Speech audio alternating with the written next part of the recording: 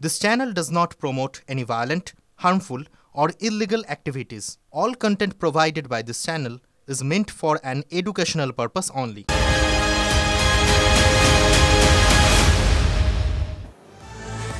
আর আমরা বরাবর বলি সাধারণ মানুষের পাশে আমরা মানুষের হয়ে কথা বলি, আর সেখানে যখন সাধারণ মানুষের প্রাণ চলে যায় বেঘরে, মায়ের কোল খালি হয়ে যায়, সেখানে আমরা চুপ করে থাকবো না। হাওড়ার কথা বলছি, বিদ্যুৎ স্পৃষ্ট হয়ে ছাত্রীর মৃত্যু। মৃত ছাত্রীর বয়স 22 বছর। পৌরভী দাস বাড়ি থেকে বেরোচ্ছিলেন, হঠাৎ করে কি ঘটে গেল? বাড়ির সামনে জমা জলে পা দিতেই বিপত্তি ঘটে। হাওড়ার মালিপাঁচঘড়া থানার ভৈরব ঘটক লেনের ঘটনা এটি। এই এলাকায় নির্মীয়মান বাড়ির বিদ্যুতের তার থেকেই বিদ্যুৎ স্পৃষ্ট হওয়ার ঘটনা ঘটে বলে অভিযোগ। এর দায় কে নেবে? জল জমার সমস্যাও রয়েছে, আর তার মধ্যে বিদ্যুতের তার পড়েছিল সেখানে। কেন এমন ঘটনা ঘটছে?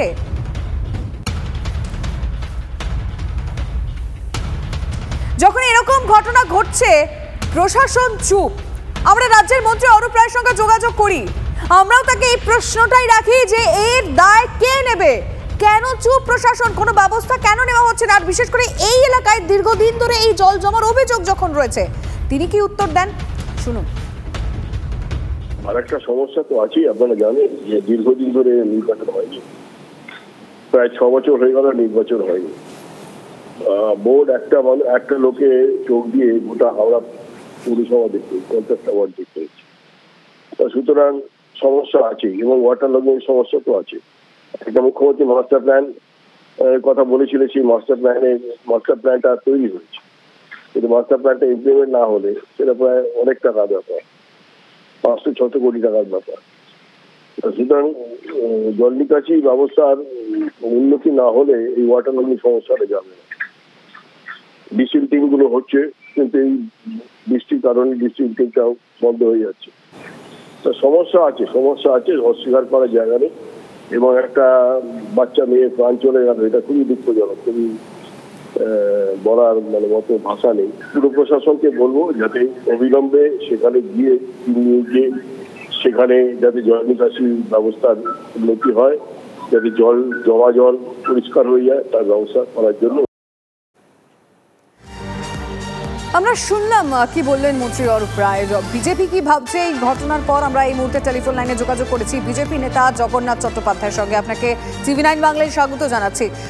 আপনি শুনলেন মন্ত্রী কি বললেন অরূপ রায়ের সঙ্গে আমরা যখন কথা বলেছি? মেনে নিলেন কার্যত যে এরকম ঘটনা ঘটেছে, সেটা একেবারেই হওয়া উচিত হয়নি।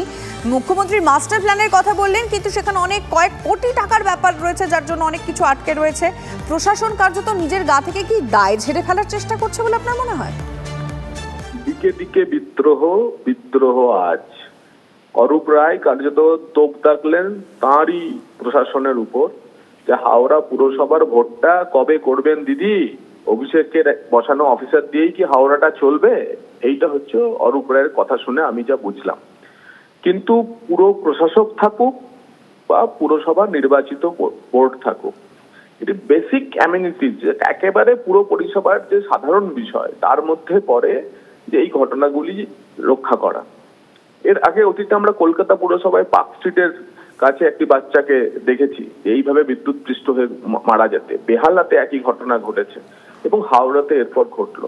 এবং সভ্য সমাজের আন্ডারগ্রাউন্ডের মাধ্যমে যে আপনার তার যাবে, সেটা যে কোনো আধুনিক শহরে তৈরি হয়, কলকাতা বা হাওড়ায় তৈরি হয়নি। হাওড়াতে আপনি যদি কখনো যান, দেখবেন যে আপনি তারের শহরে যাচ্ছেন না হাওড়া দিয়ে যাচ্ছেন, কোনো সভ্য শহর দিয়ে যাচ্ছেন, মাথার উপর তার, পাশে তার, ডান দিকে তার। তো খুবই দুঃখজনক ঘটনা। যে পরিবারটি তার সন্তান একবার ভেবে দেখুন তো, তার কি অপরাধ ছিল? বৃষ্টিতে বাধ্যবাধকতার কারণে হয়তো তাকে বেরোতে হয়েছিল। সে কখনো ভেবেছে সেখানে রাস্তার উপরে রাস্তায় থাকবে বিদ্যুৎ বাহিত তার সেখানে পড়ে থাকবে? সেই পরিস্থিতিতে কখনো ভেবে কেউ রাস্তায় বেরোয় না। তাই এই পুরো দায় রাজ্য প্রশাসনের, স্থানীয় প্রশাসনের, এবং এর গাফিলতির দায় নিয়ে আমার তো মনে হয় পুরো প্রশাসকের বিরুদ্ধে মামলা হওয়া উচিত। ধন্যবাদ আপনাকে আমাদের সাথে কথা বলার জন্য। বিজেপি নেতা জগন্নাথ চট্টোপাধ্যায়ের সঙ্গে আমরা কথা বললাম।